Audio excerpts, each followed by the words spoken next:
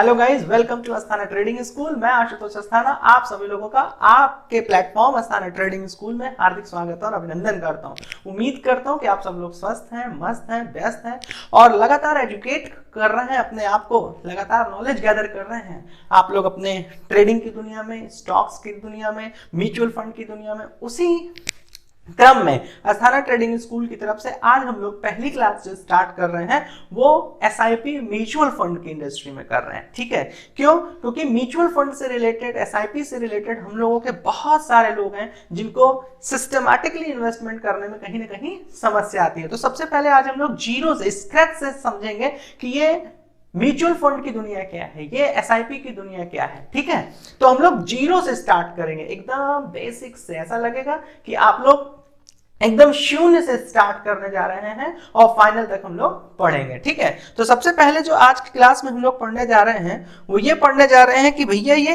SIP होती क्या है। ठीक है, तो investment in the stock market. सबसे पहले हम लोग को क्या बात करनी है? स्टॉक मार्केट, क्योंकि कोई भी चीज कहां पर रेगुलेट हो रही है? स्टॉक मार्केट में। स्टॉक मार्केट से रिलेटेड आप सभी लोग को पता है कि जो सबसे बड़ी मार्केट है वो एनएससी और बीएससी की है।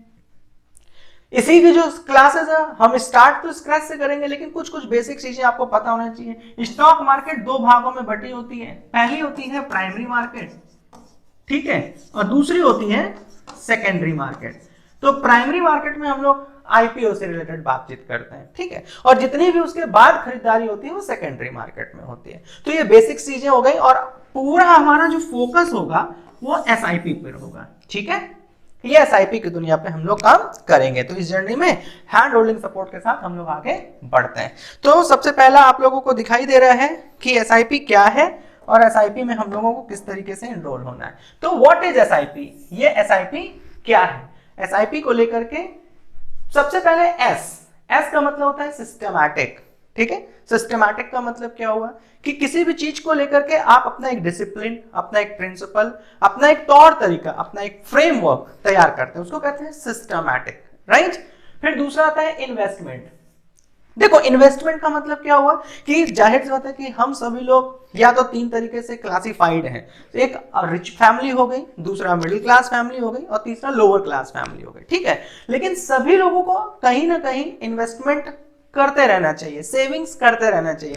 Let's say example why this is a very important for the middle class and lower middle class. देखो, अपर मिडिल क्लास तो कहीं ना कहीं एजुकेटेड है और उसके पास इस तरीके के फाइनेंशियल एडवाइजरी के लिए वो अपने आप को लेकर के बहुत सीरियस है, तो उसने कहीं ना कहीं अपने आप को एंगेज करके रखा है। वो मनी सर्कुलेशंस को लेकर के, मनी मैनेजमेंट को लेकर के, फाइनेंशियल लिटरेसी को लेकर के वो अवेयर है, राइट। बट मेरा टारगेट है वो ऑडियंस जो मिडिल क्लास फैमिली में है या लोअर मिडिल क्लास फैमिली में, जिसके लिए उसका पूरा पूरा इन्वेस्टमेंट का जो भगवान है या तो वो एलआईसी है या तो दूसरा वो बैंकिंग सेक्टर में। जैसे ही वो इन्वेस्टमेंट के बारे में सोचता है तो वो सीधा सीधा जाकर के चरणों में गिर जाता है एलआईसी के।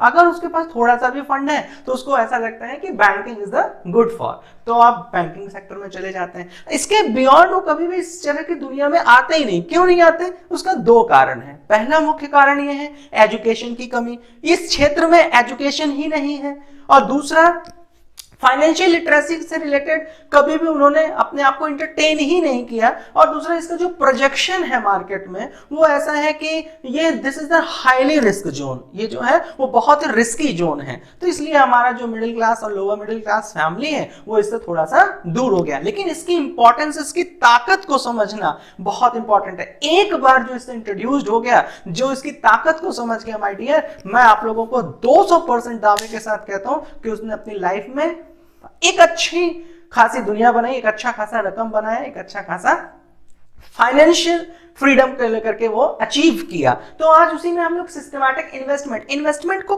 तीन चार भागों में समझना पड़ेगा। देखो, इतनी छोटी क्लास नहीं है, लेकिन मैंने आप सभी लोगों को कहा कि हम लोग स्क्रैच से स्टार्ट करेंगे। तो इन्वेस्टमेंट को लेकर के मैं कभी भी आपको ये नहीं कह रहा हूं, जैसे लेट से कि आपके मंथली सैलरी जो है वो 20,000 है, तो इन्वेस्टमेंट का मतलब ये नहीं होता कि आपने अपना पैसा उठाया और आपने अपना पैसा जो है एक जगह पर लगा करके छोड़ दिया। That is not a real literacy, वो सही तरीका नहीं है।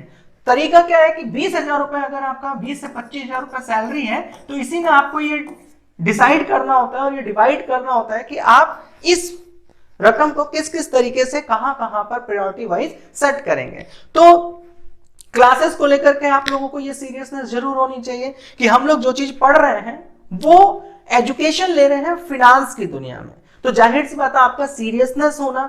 और मैं उस तरीके की टीचिंग पर बिलीव नहीं करता कि मैंने YouTube पर आया, मैं अलग प्लेटफॉर्म पे आया और मैंने लिखा कि 500 रुपए जमा करके 1 करोड़ रुपए कैसे कमाया जा सकता है। देखो ये सब फॉल्स की दुनिया है, ये बिल्कुल बकवास भरा थंबनेल है और मैं इसको बिल्कुल अवॉइड करता हूं। मेरा रोल सिर्फ ये है कि मैं अपने स्टूडेंट्स को हैंड होल्डिंग करते हुए एक एक एक्सपेक्ट्स पर, एक एक आयाम पर बात करूं।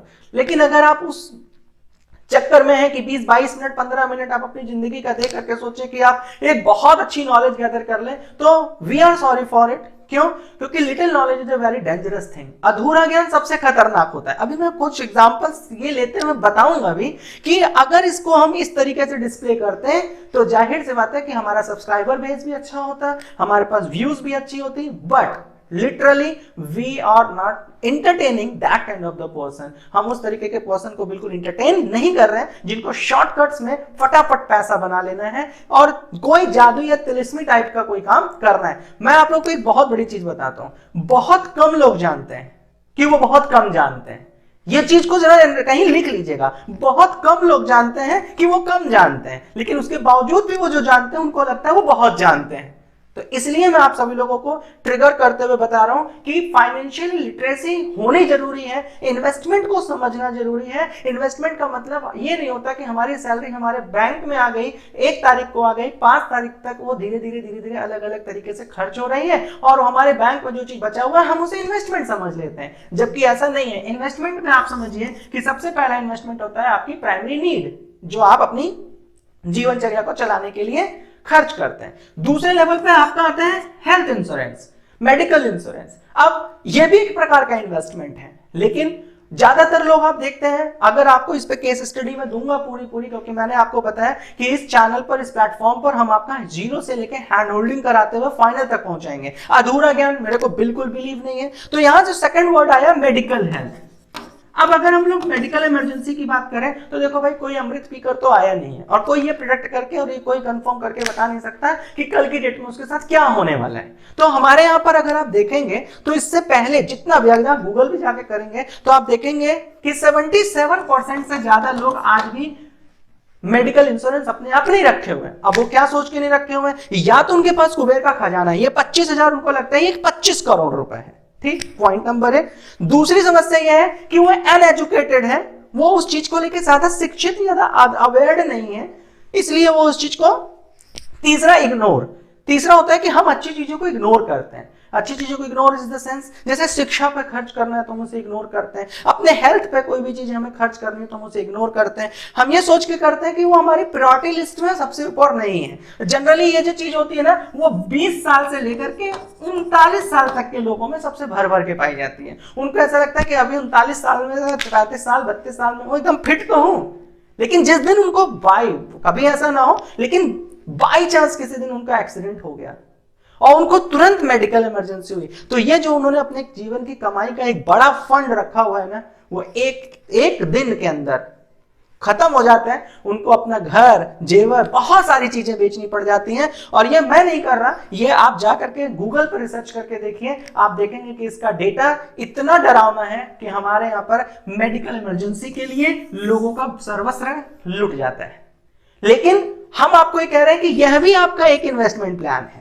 ठीक है, तो आप सबसे पहले ये वीडियो जैसे ही खत्म हो, आप अपने में और अपने समाज में ये चीज को जरूर फैलाएं कि मेडिकल हेल्थ इंश्योरेंस उनके पास होना ही चाहिए, चाहे वो घर में 1 रोटी कम खाएं। तो ये आपका देखिए इन्वेस्टमेंट का एक प्लान बन गया, ये एक इन्वेस्टमेंट की स्ट्रैटेजी बन गई। अब इसमें मैं एक पूरी डिटेल्ड वीडियो बनाऊंगा। जितने लोगों को इससे जुड़े हुए कभी कोई कंफ्यूजन आती है तो नीचे आप हमारे पास कमेंट बॉक्स में आइए या फिर नीचे हमारा एप्लीकेशन है उसको डाउनलोड करिए। कहीं पर भी आपको कोई भी क्वेरी जनरेट करने की आवश्यकता बनती है तो आप feel free to connect us. तुरंत आप हमसे बातचीत करिए, हम आपको एक सही डायरेक्शन देंगे कि कौन सी पॉलिसी में जानी चाहिए, किस तरीके की पॉलिसी से रिलेटेड। और वी आर ओनली एजुकेटर, हम किसी पॉलिसी को प्रमोट नहीं करते, हम किसी कंपनी को प्रमोट नहीं करते। हमारा सिर्फ उद्देश्य है कि हम आपकी हैंड होल्डिंग करते हुए एक राइट टाइम पर, राइट प्लेस पर, राइट कंपनी के साथ एड ऑन करा देना, but decision is yours, decision लेना वो आपके पक्ष में है, राइट। तो यहाँ पे इन्वेस्टमेंट को लेकर हमने क्या समझाया कि मेडिकल में भी आपको अपना जो आप छोटा सा फंड यूज करते हैं वो भी एक सिस्टमैटिक इन्वेस्टमेंट का प्लान होता है। इसी तरीके से फिर आप सेविंग्स में चले जाते हैं, फिर कुछ पैसा आप अपने सेविंग्स में रख देते हैं कि किसी तरीके से बैंक में पड़ा रहे और उसका रेट ऑफ इंटरेस्ट आता है। तो आप देखते हैं कि रेट ऑफ इंटरेस्ट जो है ना बैंकिंग सेक्टर में, ये अभी बहुत बड़ा सेक्टर है। अब बैंकिंग सेक्टर से रिलेटेड भी मैं आपको डिटेल्ड वीडियो बनाऊंगा, क्योंकि आप लोगों की एक मिथ है कि हमारा पैसा बैंक में सेफ है। तो उससे रिलेटेड भी मैं आप लोगों को पूरा सेक्टर्स में एक एक केस स्टडी लेकर के बताऊंगा कि कैसे हम लोगों को इस मिथ से बाहर निकलना है कि ये इन्फ्लेशन को कभी ब्रेक भी कर पाता है या नहीं। अब बहुत सारे ऐसे लोगों को लगेगा कि टर्मोलॉजी यूज आई इन्फ्लेशन, तो इसको सरल शब्दों में समझा दूं, क्योंकि हमारे चैनल पर आने का मतलब ही है कि आपको सरल शब्दों में केस स्टडी और उदाहरण के तहत हम आपको सही सही चीजें समझाएं। अब जैसे इन्फ्लेशन, अगर आप कोई भी चीज आज की डेट में मान लीजिए कि आपका 100 रुपए की आय है, ठीक है, आप 100 रुपए कमाते हैं, 100 रुपए में आज की डेट में अगर कोई चीज 20 रुपए केजी अगर आलू मिल रहा है तो मान लेते हैं ये महंगाई है, ठीक है। 100 रुपए आपकी कमाई है, 20 रुपए किलो आलू है। 2 साल बाद जो है आपका जो ये रेट बढ़ा 100 रुपए, वो आपकी तनख्वाह बढ़ गई 110 रुपए, लेकिन ये जो आलू का रेट था वो 40 रुपए हो गया। अब आप सोचिए कि जो आपने अपना जब इंक्रीमेंट देखा तो वो 100 रुपए से आपकी खरीदने की ताकत 110 रुपए आई, लेकिन मार्केट में इस चीज की देखी कीमत 20 रुपए से 40 रुपए हो गई, 20 रुपए से 35 रुपए हो गई संभावत में।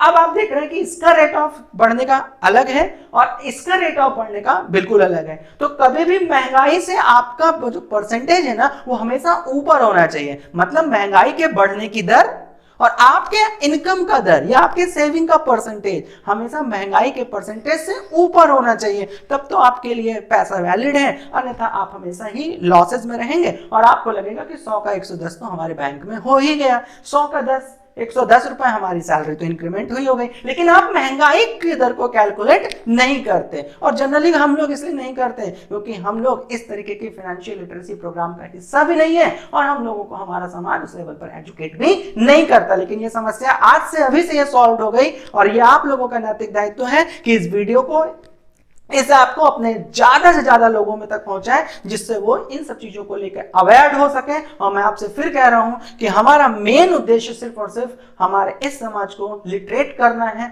उस समाज को एजुकेट करना है जो इस तरीके की दुनिया से अभी भी दूर है। तो हम लोगों ने यहां पर देख लिया इन्वेस्टमेंट। अब आता है plan, systematic investment plan. Plan का मतलब है कि आप अपने तरीके से एक स्ट्रक्चर खींच लें कि हम किस तरीके से अपने आप को सिस्टमैटिकली प्लान करेंगे और अपना एक छोटा हिस्सा जो है सेविंग की तरह अलग अलग निकाल के रखेंगे। इसमें किन किन बातों का ध्यान रखना है? Investment strategy. अब बात आती है इन्वेस्टमेंट स्ट्रैटेजी। शब्द बहुत सरल है, फिर आप लोग उसी दुनिया में कूद जाएंगे क्योंकि आजकल एक मुहिम चली हुई है, मैं भी देख रहा हूं, लेकिन मैं इस पर कोई कमेंट नहीं करता हूं। आजकल ये चला हुआ है कि YouTube पर सब कुछ अवेलेबल है। हाँ, YouTube पर यह भी अवेलेबल है कि 500 रुपए में 1 करोड़ रुपए कैसे बनाया जाता है, तो मैं उस पर कोई कमेंट नहीं करना चाहता। मैं उन तरीके के ऑडियंस को एंटरटेन भी नहीं करता। मेरा सिर्फ ये उद्देश्य है कि किसी चीज की डेप्थ नॉलेज ली जाए, एक अच्छी एजुकेशन किया जाए। तो investment strategy, this word is can not explain into 10 minutes, 15 minutes and 1 hours, ठीक है ना, क्योंकि स्ट्रैटेजी बहुत बड़ी चीज होती है। तो इन्वेस्टमेंट स्ट्रैटेजी सबसे पहले आपको सीखनी है, जो कि मैं क्लास में पूरा कवर करूंगा और एक एक टॉपिक का इंडिविजुअल वीडियो भी आप लोग के लिए बनाऊंगा। लेकिन अभी बेसिक स्ट्रक्चर हम लोग खींच करके चलेंगे। लेकिन इस शब्द पर टारगेट करिएगा, स्ट्रैटेजी। आपका इन्वेस्टमेंट स्ट्रैटेजी, इन्वेस्टमेंट प्लानिंग किस तरीके से होना चाहिए, इसका एक उदाहरण दे देते हैं कि इन्वेस्टमेंट की स्ट्रैटेजी सबकी अपनी अलग अलग होती है। कोई 10,000 रुपीज में है, कोई 40,000 रुपीज में है, तो कोई 1 लाख रुपीज में है। इन सब का खर्च अलग है, इन सब के अपने अपने तौर तरीके जीवन के अलग अलग है। तो स्ट्रैटेजी सबकी अलग अलग होती है। उसी हिसाब से लोग अपना अपना प्लान बनाते हैं, उसी हिसाब से लोग आगे की चीजों को देख के समझ के चलते हैं। Investing into mutual fund and stock. This is the very most important word, mutual fund. We will discuss about the mutual fund especially. और इसमें हम एक आपको और अच्छी चीज सिखाएंगे कि म्यूचुअल फंड का जो कॉन्सेप्ट है उसी के थ्रू हम स्टॉक्स में कैसे एसआईपी कर सकते हैं. Is it fine? मतलब हम दोनों तरीके से कैसे अपने आप का, जैसे मान लीजिए सपोज दैट कि आपको कोई स्टॉक खरीदना है और उस स्टॉक की कीमत जो है इस वक्त मान लीजिए 700 रुपीज चल रही है. ठीक, अब 700 रुपीज चल रही है तो जाहिर सी बात है कि अब आपके पास इतना रकम नहीं है कि आप यहाँ पर एक अच्छा अमाउंट लमसम जमा कर सकें. तो इसी में भी हम एसआईपी कैसे कर सकते हैं, इसमें भी हम स्टॉक्स में भी एसआईपी कैसे कर सकते हैं, इक्विटी में भी कैसे कर सकते हैं, गवर्नमेंट बॉन्ड्स में कैसे कर सकते हैं, कॉर्पोरेट सेक्टर में कैसे कर सकते हैं, तो उसको लेकर के भी हम लोग पूरा यहाँ पर क्लासेस को कवर करने वाले हैं. Is it fine? फिर उसके बाद आप लोग देखिए ओपन डीमैट अकाउंट. देखिए जाहिर सी बात है कि बैंक में सपोज दैट कि अभी आपके पास 1 लाख रुपए है, मैं चीजों को सरल करके बता रहा हूं, जबकि डीमैट अकाउंट जितने लोग हमारे व्यूअर्स हैं जो लोग जानते हैं इस इंडस्ट्री को पहले से भी समझ चुके होंगे तो वो डीमैट अकाउंट जानते हैं कि बिना डीमैट अकाउंट खोले हुए आप इसमें न तो म्यूचुअल फंड, न तो स्टॉक्स, न तो इक्विटी, इन सारी चीजों में खरीदारी नहीं कर सकते हैं. तो जिस तरीके से मान लीजिए आज आपके पास 10,000, 50,000, 1 लाख रुपए आया और सपोज दैट कि आपको इसको बैंक में जमा करना है तो डेफिनेटली आपको बैंक अकाउंट लेना पड़ेगा. जब आप बैंक अकाउंट ओपन करते हैं तब आप बैंकिंग की सर्विसेज लेते हैं. उसी तरीके से जब आपको म्यूचुअल फंड में या स्टॉक्स की दुनिया में आना है तो आपको अपना डीमैट अकाउंट ओपन करना चाहिए. अब इस तरीके से बहुत सारे ब्रोकर्स हैं, चाहे वो जीरोधा है, एंजल वन है, चॉइस है, आप स्टॉक्स है, ग्रो है, इस तरीके से there are number of brokers का प्लेटफॉर्म है जहां से आप अपना डीमैट अकाउंट ओपन कर सकते हैं. लेकिन अगर आपको लगता है कि कौन सा ब्रोकर अच्छा है, कौन सा प्लेटफॉर्म अच्छा है, कहां पे किस तरीके से चार्जेस में डिफरेंसेस हैं, तो आप फिर से मैं आपको सजेस्ट करूंगा कि नीचे कमेंट बॉक्स में हमें बताइए, हम आपका पूरा हेल्प कर देंगे. अगर आप हमारे थ्रू खुलवाना चाहते हैं तो भी हम आपका पूरा असिस्टेंस कर देंगे, पूरी हेल्प कर देंगे आपका डीमैट अकाउंट को ओपन कराने में. और उसमें हम किसी प्रकार से एडिशनल कोई चार्ज आपसे नहीं लेते. हम सिर्फ और सिर्फ एक एजुकेशन फर्म है जो आप लोगों को शिक्षा देने का कार्य कर रहे हैं. तो हमने ये बता दिया कि इन्वेस्टमेंट की स्ट्रैटेजी होनी चाहिए.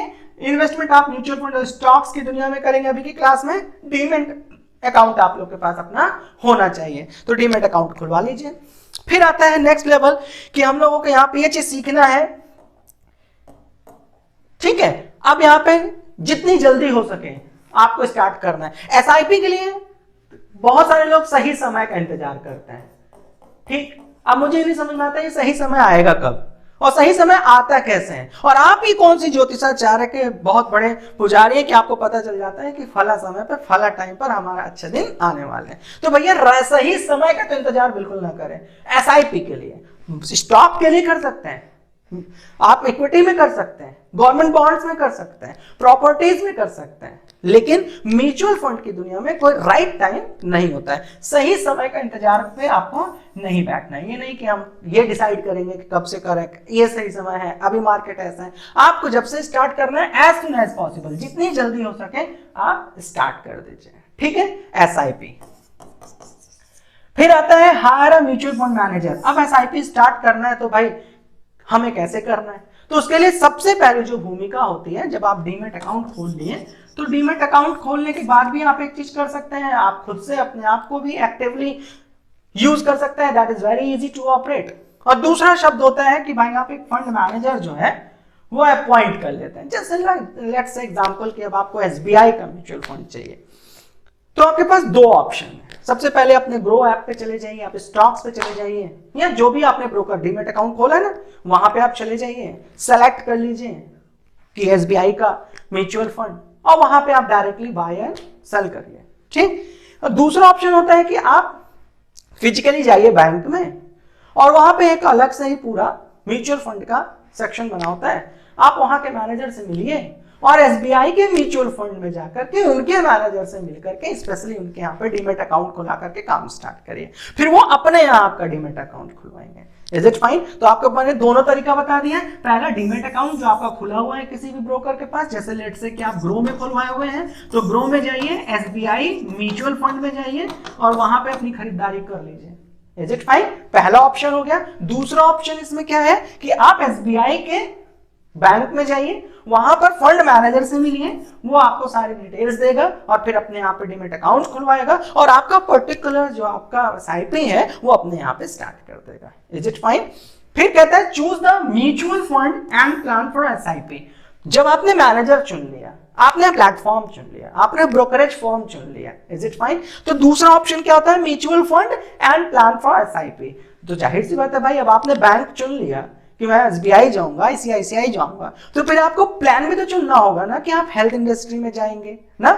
बात को समझ रहे हैं? तो उसी तरीके से जब आपने म्यूचुअल फंड में, अब आपको चुनना है कि कौन सा म्यूचुअल फंड मेरे लिए ठीक है, कौन सी इंडस्ट्री का म्यूचुअल फंड हमारे लिए ठीक है, कौन हमें 500 रुपए में भी करा रहा है, 1000 में भी करा रहा है, किसकी term and condition and policy आपसे रिलेट करती है, किसका रिस्क मैनेजमेंट आपसे रिलेट करता है। तो सबसे पहले आपने क्या किया? डीमैट अकाउंट खुलाया, फंड मैनेजर से मिले, म्यूचुअल फंड सेलेक्ट किए और उसमें अपना प्लान सेलेक्ट किए कि देखो भाई, मेरा 20,000 रुपए की तनख्वाह थी और उस 20,000 की तनख्वाह मैंने पहले अपने जीवन के लिए निकाल दिया, फिर मैंने जीने के लिए निकाल दिया, फिर मैंने अपनी सेहत के लिए निकाल दिया, फिर मैंने अपने एजुकेशन, अपने बच्चों के एजुकेशन के लिए निकाल दिया, फिर मैंने थोड़ा सा इन्वेस्टमेंट के लिए निकाल दिया, फिर मैंने कभी भी इमरजेंसी के लिए कुछ फंड निकाल दिया और बचे हुए कुछ भाग को जो आपके ऊपर परेशानी ना करे। मैं आपको फिर कह रहा हूं, यहां पे सबसे बड़ी प्रॉब्लम है कि लोग यूट्यूब पर आकर के, लोग अलग अलग प्लेटफॉर्म पे आकर के आप लोगों के अंदर एक क्यूरियोसिटी जनरेट कर देते हैं और कोशिश करते हैं कि आपको, मैं फिर कह रहा हूं, 15 मिनट में नॉलेज नहीं मिल सकती,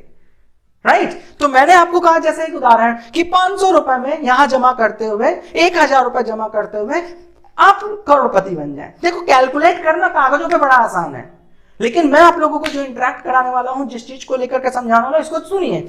जैसे ही आप 1000 रुपए की एसआईपी शुरू करते हैं, अब आप मेंटालिटी को समझिए, हैंड होल्डिंग को समझिए कि क्यों आपके लिए एक ट्रस्टवर्दी इस तरीके का प्लेटफॉर्म जरूरी है जो आप लोग को हैंड होल्डिंग करे, राइट? अब 1000 रुपए पर मंथ के हिसाब से अपने एसआईपी शुरू करती है, तो अब आप उस मेंटालिटी को समझिए। पहले जिसने एसआईपी शुरू करी है, एक तो उसने बाय फोर्स शुरू किया है, उसको उसके बैकग्राउंड, उसके नॉलेज, उससे रिलेटेड कोई भी चीज नहीं है। एक होता है ना, आओ करके देख लेते हैं, किस तरीके की जेंट्री सबसे ज्यादा है, क्योंकि वो इन्फ्लुएंस्ड हुई है, उसको उससे रिलेटेड उसके पीछे नॉलेज भरपूर नहीं है। तो आपने क्या देखा कि सबसे पहले उस व्यक्ति ने जब एसआईपी के बारे में सोचा, इन्फ्लुएंस्ड हुआ, कहीं से समझा और उसने कहा चलो करके देखते हैं। 1000 रुपए से एसआईपी शुरू किया, 2 महीने 3 महीने करा, 3 महीने बाद उसको अचानक से कहीं से भी कोई पैसे की जरूरत पड़ जाती है बंदे को, तो उसको सबसे पहले अपना जो पैसा दिखाई देता है वो एसआईपी में दिखाई देता है। उसको अगर कहीं से उसको गाड़ी में पेट्रोल खर्च हो गया, खत्म हो गया, तो बंदे को सबसे पहले कहां दिखाई देता है कि अरे एसआईपी में तो 3000 पड़ा हुआ है। जैसे उसके टीवी में अगर उसका सब्सक्रिप्शन प्लान खत्म हो गया, तो सबसे पहले उसके जहन में क्या आता है, अरे एसआईपी में तो पैसा पड़ा हुआ है। तो देखो भाई, फिर तो आप लॉस करने वाले हैं, फिर तो कंफर्म है कि आपको इससे कोई एडवांटेज नहीं मिलने वाला है। इसी को समझना, इसी को एजुकेशन लेना, इसी को सिस्टमैटिकली समझना ही एसआईपी का सबसे महत्वपूर्ण प्लान है और वही हमारा सबसे मुख्य उद्देश्य भी है। 500 रुपए में नो डाउट एक छोटा छोटा कंकड़ भर करके भी एक बहुत बड़ा पहाड़ तैयार किया जा सकता है, इसमें दो राय नहीं है। लेकिन वो छोटा कंकड़ 10 साल, 15 साल, 20 साल, 25 साल के लिए चलना चाहिए।